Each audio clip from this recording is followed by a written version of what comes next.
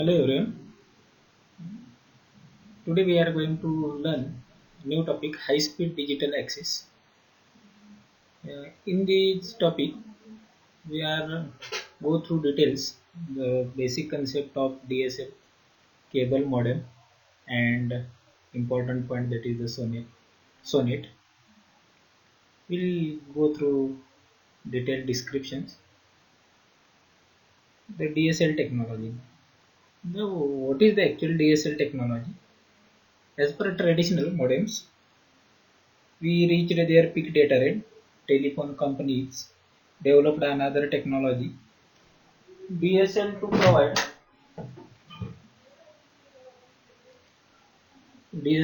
provide high speed access to the internet. Actual, what is the DSL technology? DSL technology means it is a digital subscriber line technology. Is one of the most promising as well as supporting high speed digital communication over the existing loops. DSL technology is set of technologies, each differing in the final letter, that is the ADSL, and some other DSL technology, that is the VDSL, HDSL, and SDSL. The set is referring to DSL. In before that we are putting XDSL, that is X can be replaced by A, V, H or S, that is the ADSL, VDSL, HDSL, SDSL. What is ADSL?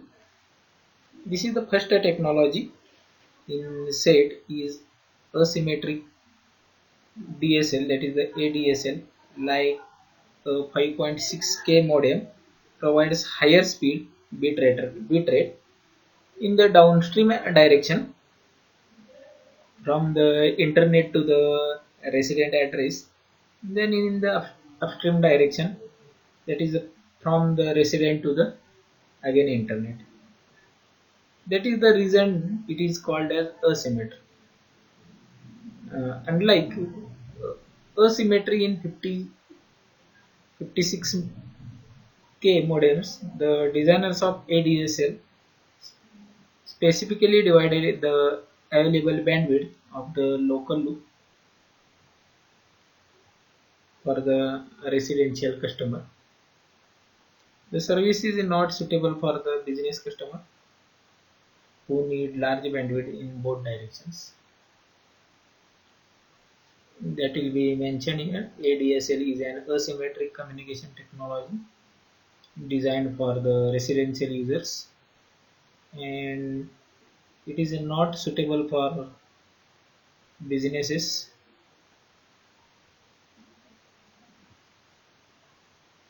As well as the existing local loops can handle bandwidth almost 1.1 megahertz. ADSL is an adaptive technology, and the system uses data rate based on the condition of the local loop lines.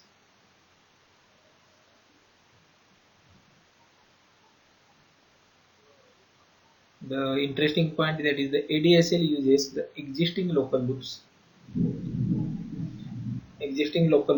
But how does ADSL reach the data rate that was never achieved with traditional modems? The actual answer is that the twisted pair loop is capable of handling bandwidths up to 1.1 megahertz. But here we require to install the filter at the end office of the telephone company for the local loop terminals, and that local loop terminal bandwidth is 4 kilohertz, and it is sufficient for the only for voice communication. If the filter is removed, the entire 1.1 megahertz is available for data as well as in voice communication.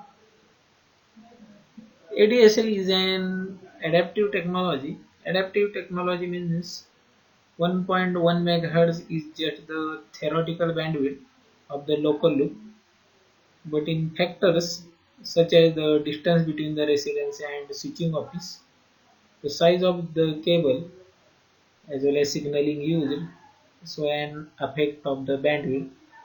The designers of ADSL technology were aware of this problem, used an adaptive technology that tests conditions and bandwidth availability of line before setting on the different data rates. And data rate of ADSL is not fixed. It changes based on the conditions and type of the local loop scales.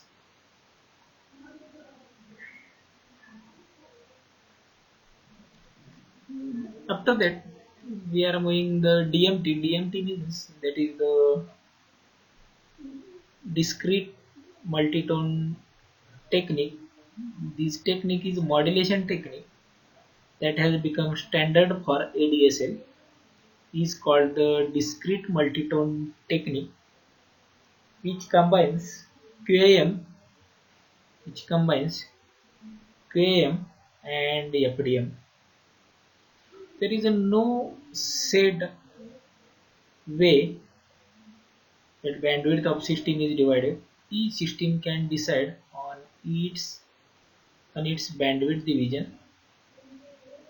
Each system will be divided in bandwidth division. Available bandwidth, that is the 1.104 megahertz, is divided into 256 channels. Is divided into 256 channels. Each channel uses, that is the 4.312 kilohertz, already shown in figure here. The bandwidth can divide it into the following, that is the voice channel, that is the 0, is reverse powered voice communications. The ideal channels 1 to 5, the ideal channels 1 to 5 are not used and provide gap between voice and data communication. That is the gap between voice and data communication. Upstream data and control, channel 6 to 30. Here is the almost 25 channels are used for the upstream data transfer and controlling purpose. One channel is for control and 24 channels are the data. Means out of that 25 channels, one is the for controlling purpose and 24 channels are the transferring the only data.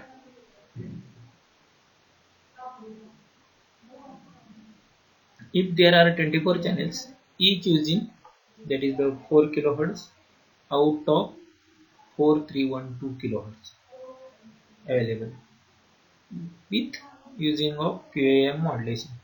We have 24 channels into the 4000, that is the we required almost 1.44 Mbps bandwidth in the upstream direction. In the upstream direction, the data rate is normally below the 500 kbps because some of the carriers are deleted as well as frequency where the noise level is large. Then go to the downstream bits. In channel 31, here is the mentioned channel 31 QAM 15 bits per watt. 31 to up to the 255, this is almost 225 channels are used for the downstream data, and it is the used for the transfer as well as control. In between 31 to 255, one channel is for the controlling purpose and remaining 224 out of 225 224 channels for the transferring the data. If there are 224 channels,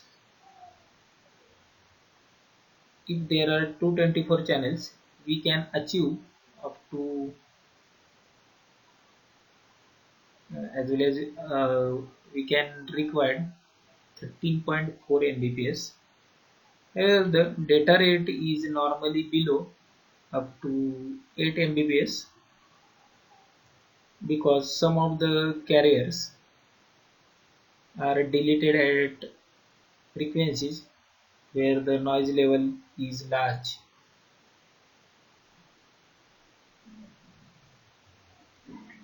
And this is all about the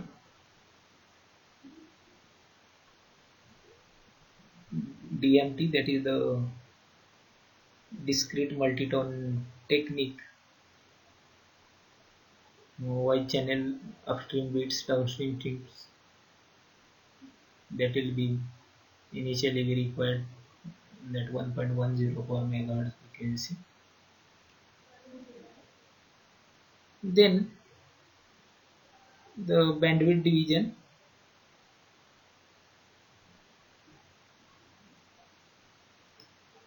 that already shown in this diagram, that bandwidth division up to channel 6 to channel 30 is here is the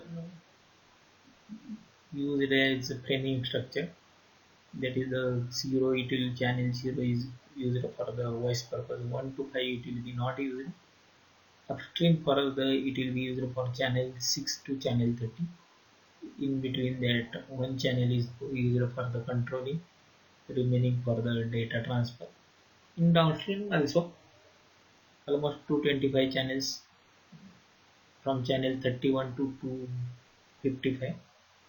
In between, one channel is the for controlling, and remaining channels, that 224 channels, are for the used as in data file. And this is the divided in bandwidth, different bandwidths. Next one, ADSL modem.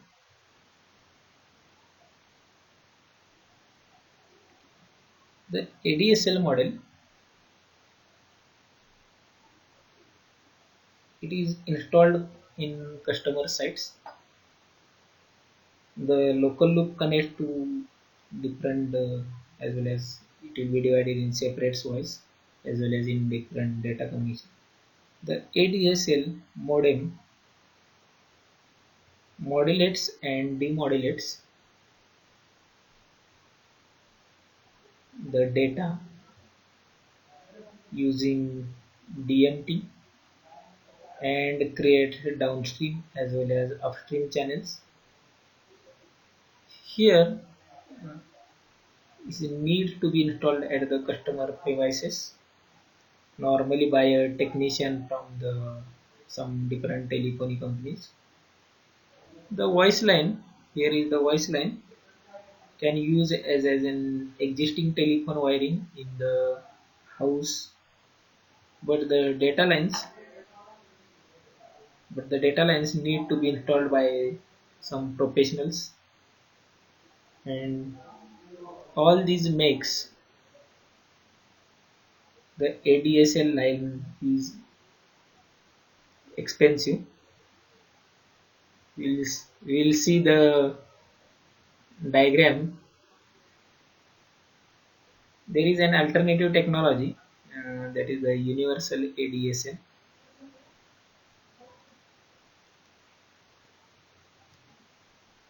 That is the DSLM. That is the telephony company side DSLM.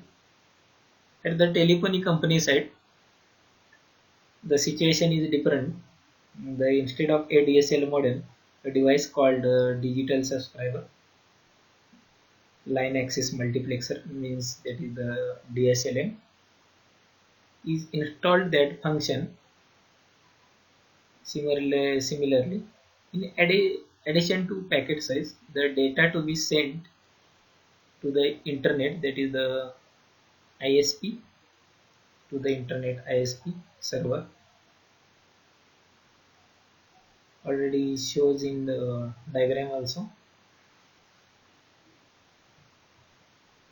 Here we required filtered for the voice as well as for the data. It will be sent to the internet. It will be from the telephone network.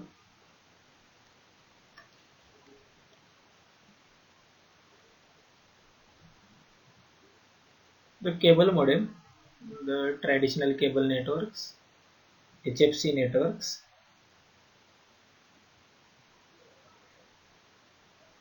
sharing, CM and CMTS, DOCI, SIS, the traditional cable network, actual cable modem, cable network. The cable TV network started as a video service provided, but it has moved to the different businesses as well as internet access. In cable TV networks, we see in audio video as well as in cable TV. This network can be used to provide high-speed access to the internet. Here, traditional cable network,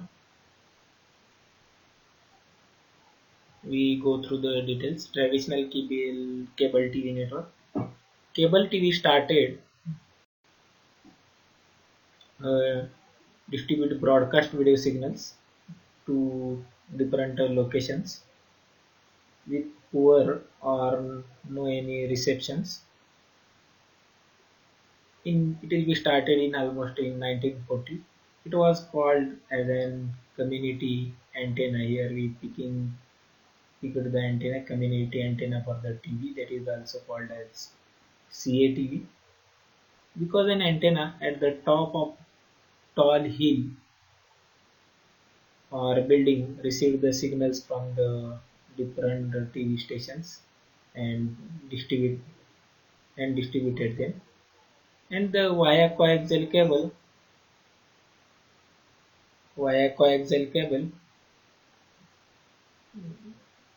to the community. The figure shows via coaxial cable. The amplifier, it will be increase the strength of signals, amplify the signal. And the cable TV office. Here is the cable TV offices called the head end, receives video signals from broadcasting stations and feeds the signals into the coaxial signals cables. The signals become weaker and weaker with the distance. So amplifiers were installed through the network to renew the signals up to the 35 amplifiers between the head and the subscriber premises. And other ends, here we connected splitter. It will be splits the cables and taps the drop cable, makes the connection the subscriber premises. The traditional cable TV system used a coaxial cable end to end due to attenuation of the signals and the use of large number of amplifiers. Communication in the traditional network was unidirectional, it is the one way, and video signals are transmitted downstream from the head end to the subscriber premises. That is the mm, one short note, that is the communication in the traditional cable TV network. It is an unidirectional. Then the cable network, otherwise cable modem, whatever the remaining parts will continue in the next lecture. Up to the traditional cable network, we stop here. Thank you.